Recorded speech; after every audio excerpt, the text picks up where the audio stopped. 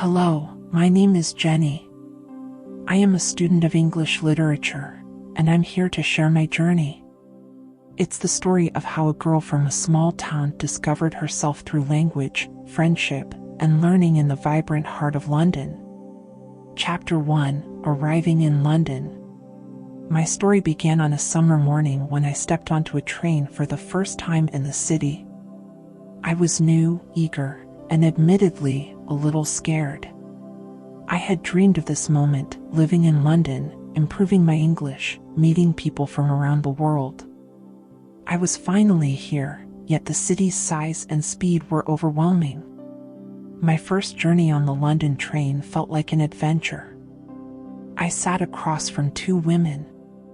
They were chatting in English, smiling, laughing at stories I couldn't fully understand.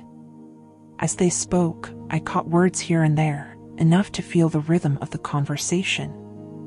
I was a beginner in English, and though I had learned some words, I still struggled with listening and speaking. But there was a desire in me to connect, to be understood. After gathering my courage, I decided to speak to them.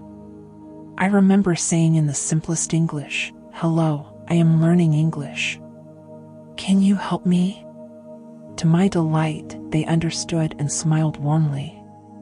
We exchanged words about our lives, their backgrounds, and why I had come to London.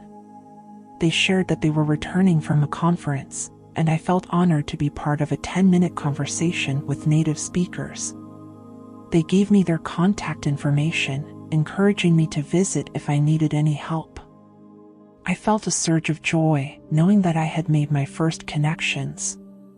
Chapter 2: Starting my classes. Once settled, I enrolled in an English language school. On my first day, I entered the classroom nervously.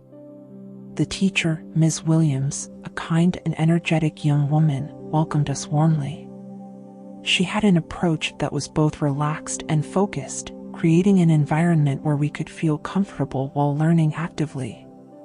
Our first lesson involved simple introductions and sharing our dreams for learning English. She told us, language is about communication, not perfection.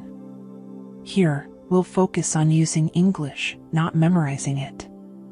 Ms. Williams introduced us to her immersion method. She explained, instead of focusing on grammar books, you'll be speaking, reading, and even thinking in English. We'll use English in everyday scenarios, and you'll learn naturally. I was thrilled because I often found traditional grammar books confusing. This method was a fresh and exciting approach. Throughout the lesson, we practiced discussing our hobbies and interests. I partnered with students from different parts of the world, from Japan, Spain, and Russia. We shared stories, laughed at our language errors, and learned new words from each other. By the end of the class, I felt my confidence grow. Chapter 3: The Journey of Learning Vocabulary. The next day, I returned to class with a question burning in my mind: how could I improve my vocabulary? I asked Ms. Williams, who smiled and said, "Reading, Jenny, is one of the best ways to learn new words." She suggested finding books or articles that interested us and reading them for 30 minutes each day. I began exploring the city's libraries and bookstores. I discovered an array of fascinating novels, articles, and even newspapers. Following Ms. Williams' advice, I read texts that captured my attention. When I came across unfamiliar words, I would note them down and look up their meanings. Slowly, these new words found a home in my mind, becoming a part of my daily vocabulary. Over time, I felt the language becoming less foreign and more personal. Chapter 4: Overcoming Pronunciation Challenges. There was a student in our class from South Korea named Minho, who was shy about speaking because he struggled with pronunciation. When he finally expressed his concerns, Ms. Williams introduced us to a method called shadowing. She explained, when you shadow, you listen to someone speaking English and repeat immediately after them, copying their pronunciation and intonation. This helps your muscles get used to the sounds of English. Ms. Williams showed us a few shadowing videos on YouTube where the technique was demonstrated. We all tried it for 3 minutes, and though it felt strange, it was fun. Minho practiced shadowing with dedication, and within a few weeks, we noticed improvement in his pronunciation. Inspired by his progress, I too practiced shadowing each night, repeating dialogues from films and shows. My pronunciation gradually became clearer and more fluent. Chapter 5: The Power of Thinking Aloud. One day, a former student, Elizabeth from Italy, joined our class. She shared how she improved her English by practicing a technique called thinking aloud. Ms. Williams encouraged us to try it. The idea was to think in English and speak those thoughts out loud. At first, it felt unusual, and my sentences were simple: "I am happy to be in London," or "Today, I learned a new word." But as I practiced, I found myself thinking in more complex sentences. Elizabeth explained, thinking aloud helps you organize your thoughts in English. You'll get used to forming sentences naturally. This technique changed the way I interacted with the language, as I was no longer translating from my native language. English became more natural, and I felt my confidence rising every day.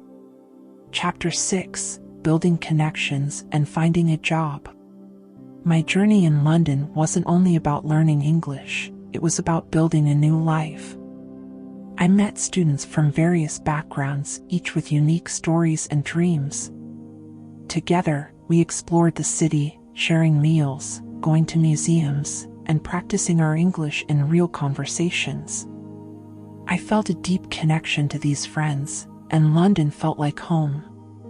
Eager to gain more practice, I decided to look for a part-time job. I visited a local job center, where I was offered a position as a waitress in a nearby cafe.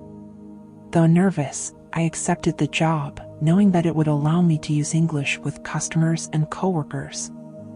My job at the cafe turned out to be a great learning experience. I spoke with locals, listened to their stories, and learned colloquial expressions that aren't taught in textbooks. Each day, my English improved, and I felt more connected to the city and its people. Chapter 7: Reflecting on the Journey. Months passed, and my journey in London was more fulfilling than I had ever imagined. Ms. Williams' method had transformed my understanding of language learning. By focusing on real-life communication, I learned English in a way that was practical and deeply personal. The language was no longer a barrier but a bridge connecting me to others and to myself. Reflecting on my time here, I realized that learning English wasn't just about vocabulary or grammar. It was about stepping out of my comfort zone, embracing new challenges, and opening myself to new perspectives. Language became a tool for self-discovery and a means to experience life fully. Today, as I prepare to return home, I am grateful for every conversation, every lesson, and every friendship I formed along the way. London taught me not only how to speak English, but how to connect, explore, and embrace the world with open arms. If you enjoyed this video and found it helpful, don't forget to like, subscribe, and share with others. Your support helps us keep creating valuable content. Thank you.